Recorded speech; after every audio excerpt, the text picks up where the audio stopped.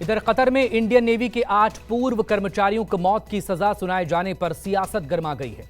कांग्रेस समेत तमाम विपक्षी दलों ने इस मुद्दे पर सरकार को घेर लिया, तो वहीं केंद्र सरकार ने कतर की अदालत के फैसले को स्तब्ध करने वाला करार दिया है।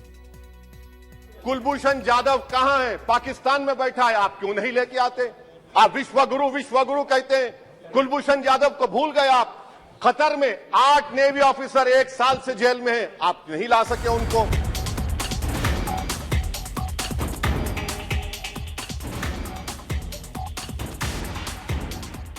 संसद में अपने पुराने भाषण को सोशल मीडिया पर साझा करते हुए एआईएमआईएम अध्यक्ष असदुद्दीन ओवैसी ने कतर में भारतीय नौसेना के 8 पूर्व अधिकारियों को फांसी की सजा सुनाए जाने को लेकर पीएम मोदी पर निशाना साध दिया। पीएम मोदी पर तंज कसते हुए ओवैसी ने ट्वीट किया, आज उन्हें फांसी की सजा सुनाई गई। नरेंद्र मोदी दावा करते हैं कि इस्लामिक देश उन्हें कितना प्यार करते हैं। उन्हें चाहिए कि वो हमारे पूर्व नौसेना के अफसरों को वापस लाएं। ये बहुत दुर्भाग्यपूर्ण है कि उन्हें फांसी की सजा का सामना करना पड़ा। ओवैसी के बाद कांग्रेस सांसद मनीष तिवारी ने भी दावा किया कि उन्होंने ये मामला 7 दिसंबर 2022 को ही लोकसभा में उठाया था, लेकिन सरकार ने पर्याप्त कदम नहीं उठाया। मनीष तिवारी की तरह कांग्रेस सांसद शशि थरूर और प्रमोद तिवारी भी सत्ता पर सवाली हो गए। 7 दिसंबर 2022 को मैंने लोकसभा में यह मामला उठाया था। तब तक 120 दिन ये 8 सेवानिवृत्त जो नौसेना के बहुत ही उच्च अधिकारी हैं, उनको सॉलिटरी कन्फाइनमेंट में 120 दिन के लिए रखा गया था। मेरे उस 0R के इंटरवेंशन का जवाब डॉक्टर जयशंकर ने एक खत के माध्यम से दिया 26 दिसंबर को, जिसमें उन्होंने ब्यौरा दिया कि भारत सरकार क्या कर रही है इनको मदद पहुंचाने के लिए। पर एक बात बिल्कुल साफ हो गई कि भारत सरकार कुछ भी नहीं कर रही थी, क्योंकि अगर भारत सरकार कुछ कर रही होती तो 9 महीने के बाद उनको या 10 महीने के बाद मौत की सजा थोड़ी सुनाई जाती। ये फांसी की सजा उन 8-9 सैनिकों को नहीं सुनाई गई है, पूर्व नौसैनिकों को। ये फांसी की सजा हमारी सरकार की असफलता। 1 साल से मुकदमा चल रहा है, आपको लोकसभा में ये उठाई जाती है संसद में बात, उसके बावजूद भी आप पैरवी नहीं करते। बड़े भारत के प्रधानमंत्री तो कहते हैं कि सारे देश उनको अपना गुरु माने।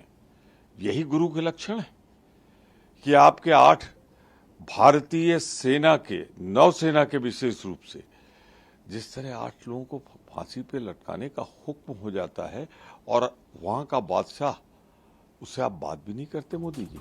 कतर में गिरफ्तार 8 भारतीय नागरिकों को फांसी की सजा सुनाई गई।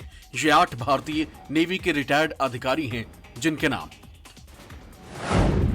Captain Navtej Singh Gill, captain Birendra Kumar Verma, captain Saurabh Vashisht, commander Amit Nagpal, commander Purnendu Tiwari, commander Sugunakar Pakala, commander Sanjeev Gupta, sailor Ragesh हैं। ये सभी पिछले साल अगस्त से ही कतर के जेल में हैं। कतर ने इन पर लगाए गए आरोपों को सार्वजनिक नहीं किया, लेकिन मीडिया रिपोर्ट्स के मुताबिक इन पूर्व नौसैनिकों पर आरोप है कि उन्होंने कथित तौर पर अति उन्नत इतावली पनडुब्बी को खरीदने से संबंधित कतर के खुफिया कार्यक्रम के बारे में इजराइल को जानकारी दी थी। लंबे समय तक कतर ने इन लोगों को राजनयिक मदद पहुंचाने के भारतीय आग्रह को तवज्जो नहीं दी थी। पहली बार 1 अक्टूबर 2023 को कतर में भारतीय राजदूत ने उनसे मुलाकात की थी। भारतीय विदेश मंत्रालय इन सभी को फांसी की सजा सुनाए जाने को लेकर स्तब्ध है और वो पूरे मामले पर पैनी नजर बनाए हुए है। विदेश मंत्रालय ने अपने एक बयान में कहा है, हमें यह सूचना मिली है कि कतर के कोर्ट ने प्रथम दृष्टया अल दहरा कंपनी में कार्यरत 8 भारतीयों को फांसी की सजा सुनाई। फांसी की सजा सुनाए जाने को लेकर हम स्तब्ध हैं और विस्तृत आदेश का इंतजार कर रहे हैं। हम इन लोगों के स्वजन और कानूनी टीम के साथ संपर्क में हैं। हम इस मामले को बहुत ही गंभीरता से ले रहे हैं। हम इन लोगों को सभी तरह के राजनयिक और कानूनी मदद देने को तैयार हैं। हम कतर के अधिकारियों के साथ भी इस मुद्दे को उठाएंगे।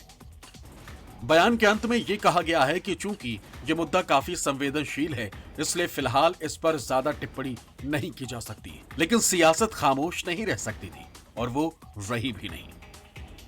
अब क्यों ये हुआ कितनी पैरवी हुई, सरकार की तरफ से क्या होना था, क्या हुआ है, वो जब सरकार बचाएंगे तभी पता चलेगा। एक देश और दूसरे देश के बीच के संबंध होते हैं तो रास्ते निकाले जाते हैं, निकालने के तरीके होते हैं, कूटनीतिक रास्ते होते हैं, और जो सरकारों के प्रमुख होते हैं, प्रधानमंत्री, अध्यक्ष जो भी हैं, वो हेड ऑफ स्टेट से बात कर सकते हैं।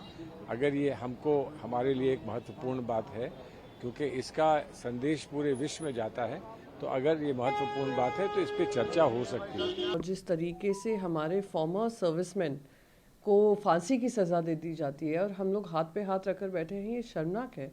ये एक्सटर्नल अफेयर्स मिनिस्ट्री को देखना होगा कि किस तरीके से दोहा कतार से बात कर उन लोगों को वापस लाया जाए। अब तक ये भी नहीं पता है अंडर विच प्रॉब्लम्स क्या उनके ऊपर केस था जिसकी वजह से उनको फांसी की सज़ा मिली है।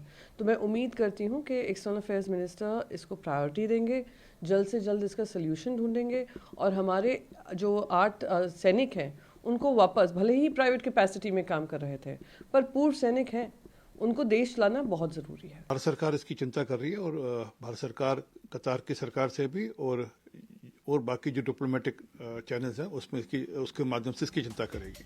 कतर में भारतीय नौसेना के 8 पूर्व अधिकारियों को फांसी की सजा सुनाए जाने को लेकर पूर्व सैन्य अधिकारी और रक्षा विशेषज्ञ भी स्तब्ध हैं, और वो इसे ज्यादती बता रहे हैं। सीनियर ऑफिसर्स थे, एक उसमें सीनियर है, उनको डेथ पेनल्टी दी है ये कहकर कि वो इजराइल के लिए स्पाइंग कर रहे थे।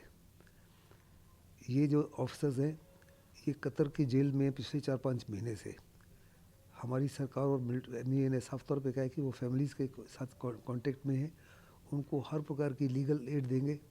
उन कतर की सरकार से हम कहेंगे हमको ज़्यादा काउंसलर एक्सेस दिया जाए, और अगर आवश्यकता पड़ी तो at the highest level Qatar की सरकार से बात करेंगे ताकि इनको वापस हिंदुस्तान लाया जा सके। और मुझे पक्का यकीन है कि हमारे जो रिलेशन है कतर के साथ काफ़ी से बेहतर है, काफ़ी अच्छे हैं। कतर की लार्ज स्केल इन्वेस्टमेंट है इंडिया में, इन तमाम चीज़ों को निगाह में रखते हुए हिंदुस्तान की सरकार हर प्रकार से सक्सेसफुल होगी। कतर में 8 नेवी के जो एक्स ऑफिसर्स हैं उनको डेथ पेनल्टी दी गई है।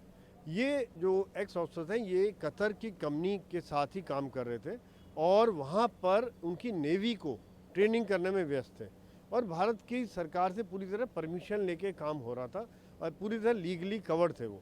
लेकिन अचानक ही 4-5 महीने पहले उनको उठा लिया जाता है घर से, कोई खबर नहीं मिलती, परिवार वालों को खबर नहीं मिलती, कहाँ रखा गया, उनको कोई वकील की मदद नहीं दी जाती। बहुत मुश्किल से फिर भारत की जो एक्सटर्नल अफेयर मिनिस्ट्री है उन्होंने बातचीत करके फिर काउंसलर मदद दिलवाई।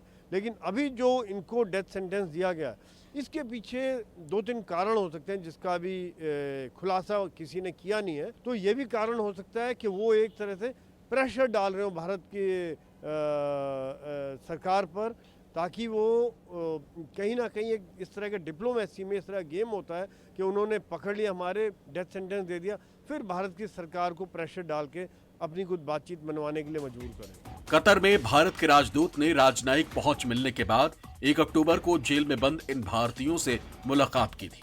सूत्रों के मुताबिक ये सभी पूर्व नौसैनिक अल दहरा सुरक्षा कंपनी के तहत पिछले कुछ वर्षों से कतर के नौसैनिकों को प्रशिक्षण दे रहे थे, और अल दहरा सुरक्षा कंपनी ने कतर के नौसैनिकों को प्रशिक्षण की सुविधा देने के लिए कतरी अधिकारियों के साथ कुछ व्यवस्थाएं भी की थी। Bureau report, news 24।